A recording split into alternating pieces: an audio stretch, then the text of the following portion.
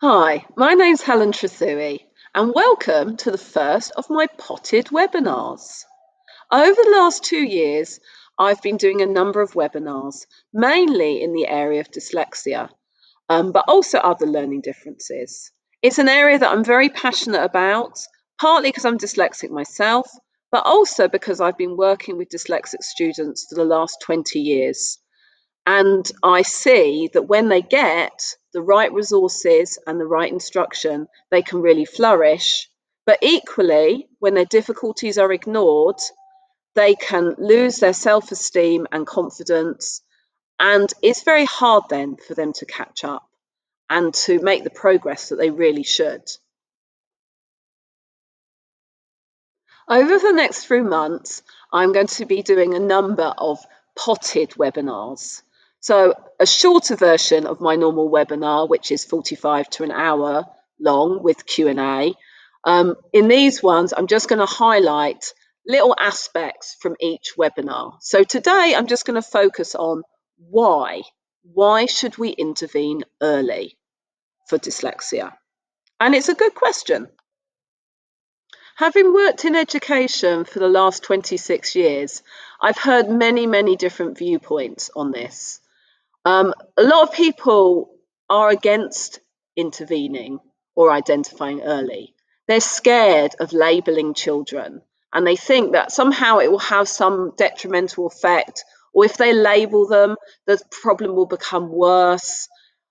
They don't seem to see that actually if you intervene early, you can almost mitigate a lot of the difficulties, where children later on, people will almost not know that they had any difficulties when they were younger. But teachers often want to wait and see, and parents tend to take the teacher's advice, and then the child's self-esteem can be damaged, and the amount of progress they make can be really effective, as you'll see from some of the oncoming slides. So intervening early is hugely effective, and nearly all the interventions can be presented as games and puzzles and are fun for the children, as long as they're done little and often. I typically work with 4, 5 and 6-year-olds, and we do games that help with memory, visual discrimination, we do matching games, we look at the shape of the letters, we might make them with Play-Doh, we do all sorts of activities. And while we're doing them, the children don't feel that there's something wrong. They really enjoy doing them. And at the same time, they start to then make progress, which is all to their benefit. As soon as children start experiencing failure, it can really affect their self-esteem, and it can really affect their whole ability to learn. And it's interesting to observe children, how quickly that starts.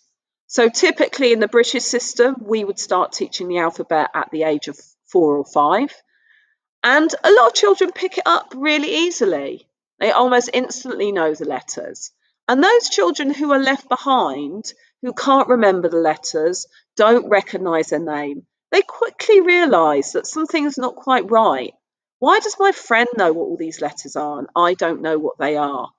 And if we don't label children correctly, children actually mislabel themselves. They start thinking that they're maybe a bit stupid or there's something wrong with them. And they can also become quite anxious and start avoiding the very activities that would help them be successful in learning to read and write. Equally, teachers mislabel them. They might say, oh, they're a slow learner, they're a late bloomer. I honestly think the idea of late bloomer is almost like a fallacy. I would say in all my time of teaching, I've literally met 1 or 2 children who are genuine late bloomers, where they struggled initially and then suddenly everything just clicked into place. It very rarely happens. Usually those children who struggle in nursery or kindergarten will struggle throughout their school career and even into adult life with certain aspects of things. So it's better to start intervening early, in my opinion, and also I'll show you some research in a moment which backs that up. And the gap also widens very quickly. As much as we don't like to think, education is a little bit like a conveyor belt, unfortunately. And in each year group, we teach certain concepts. And very quickly, some children pick them up and start moving forward, and other children still don't really have those foundations. And then they're trying to learn new concepts without a solid foundation to build on. And that makes life very difficult. So, as already said, the things that I'm talking about today are largely based on experience. I've been teaching for over 26 years. I've done nearly 20 years working with children who have learning differences. But I like to have the evidence as well to back it up. And you can see that in America, there have been a number of studies, and they have found that actually you can identify accurately children who have dyslexia from the age of 5.5 onwards. People often say, oh, you've got to wait till they're 7. It's one of those kind of urban myths, shall we say. It's been said so many times by so many parents, so many professionals, so many teachers, that people have somehow become to believe it, that you really actually can only test for dyslexia after someone's 7. And to be honest, by then, the rot really is set in. That child will be really struggling, feeling very stressed about school, and really not making much progress at all.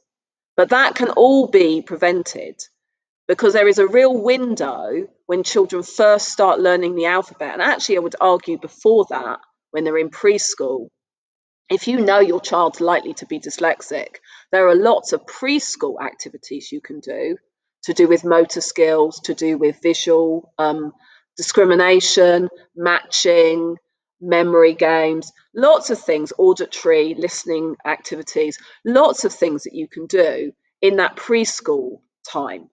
And then once children start learning to read and write, there is even more that you can do to help them develop the skills, the building blocks they need to learn the alphabet and then eventually learn to read and write.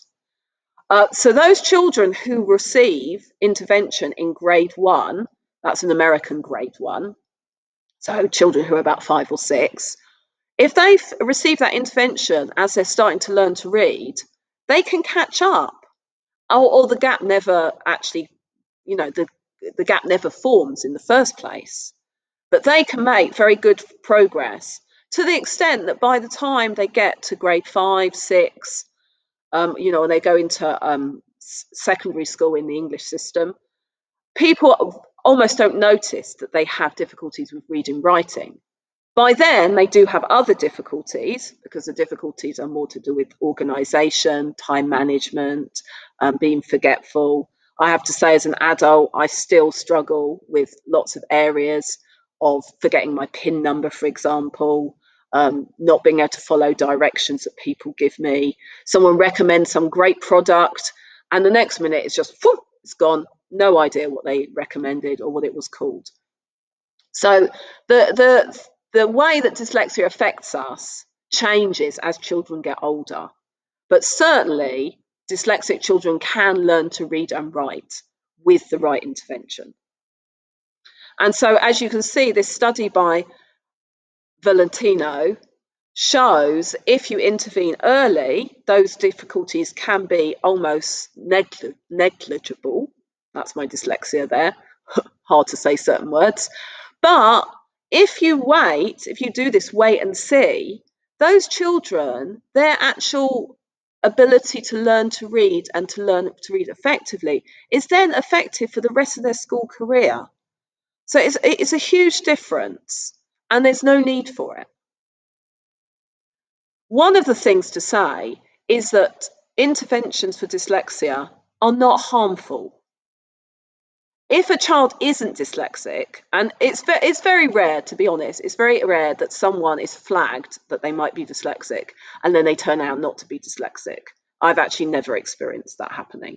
But if you were to misdiagnose, shall we say, it is not harmful to do these activities. All it will mean is the child will make very rapid progress, and perhaps they might get bored of that activity, but then once they've learned to read and write, they don't need to do these extra activities anyway. So it's fine, it's not harmful. So as we've said, dyslexia is a neurological condition and it's present from birth. And there's been some really interesting research. Nadine Garb has been on the forefront of it in America, working in Boston. And they've done brain scans of children, a range of children, and some of them have been put forward because there is a family history of dyslexia.